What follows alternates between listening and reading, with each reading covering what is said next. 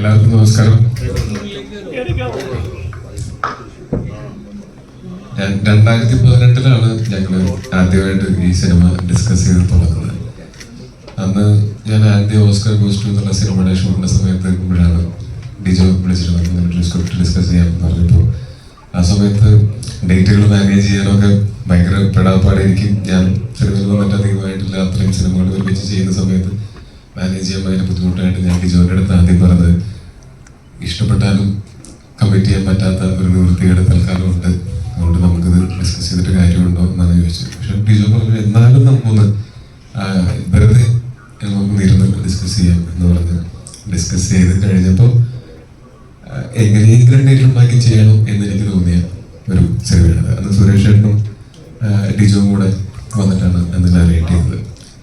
അത് കഴിഞ്ഞ് ഇത്രയും വർഷങ്ങൾ കഴിഞ്ഞു. ഇതിനിടയ്ക്ക് നമ്മൾ ഇത് ചെയ്യാനായിട്ട് നമ്മൾ പലതവണ പ്ലാൻ ചെയ്തെങ്കിലും പലപ്പോഴും അത് നടന്നില്ല.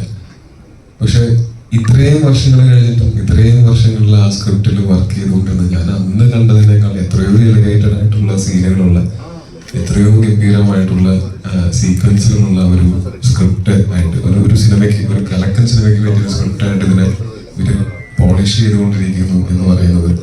ഇതിനിടയ്ക്ക് ഡിജോ മറ്റ് സിനിമകൾ ചെയ്തു, ഞാൻ മറ്റ് സിനിമകൾ ചെയ്തു. പക്ഷേ ഈ സമയങ്ങളിലൊക്കെ ഞങ്ങൾ ഡിസ്കഷൻസ് നടക്കുന്നുണ്ടായിരുന്നു.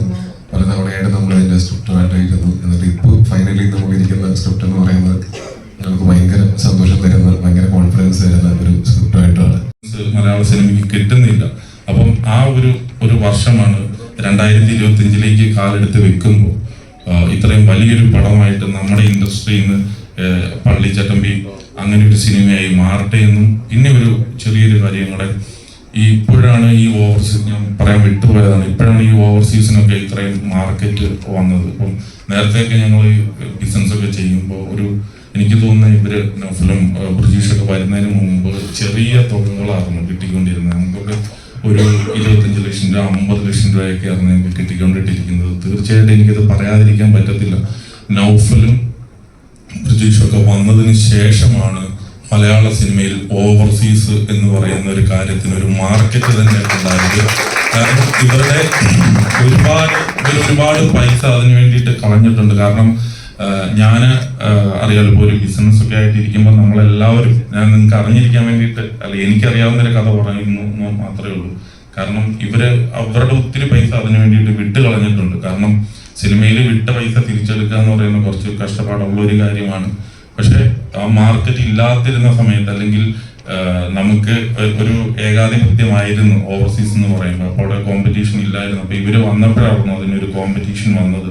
അപ്പോഴാണ് കോടിക്കണക്കിന് ഒരു ഇതിലേക്ക് മാറിയത്. അങ്ങനെയാണ് ഇപ്പൊ ഞാൻ തന്നെ ഇവർക്ക് അപ്പോൾ ഒരു 3-4 സിനിമകൾ ഈവൻ കൊടുത്തു. കാരണം ഇങ്ങനെ ഒരു കോമ്പറ്റീഷൻ വരുമ്പോൾ മാത്രമാണ്. പക്ഷെ അത് കഴിഞ്ഞിട്ട് പിന്നെ എനിക്ക് കൊടുക്കാൻ പറ്റിയില്ല. കാരണം പിന്നെ ഇപ്പുറത്തെ ആള് നല്ല പൈസ തരാനായിട്ട് തുടങ്ങി.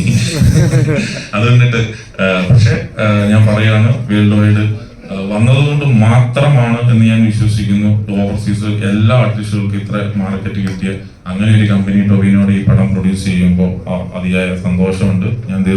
ഞാൻ അധികം സമയം സംസാരിക്കുന്നില്ല. കാരണം ഞാൻ പ്രൊഡ്യൂസ് ചെയ്യുന്ന പാഠം അല്ലാത്തതുകൊണ്ടിട്ട് അതിൽ അനുമതി കിട്ടത്തില്ല. Thank you so much. Thank you so much. Of course, definitely.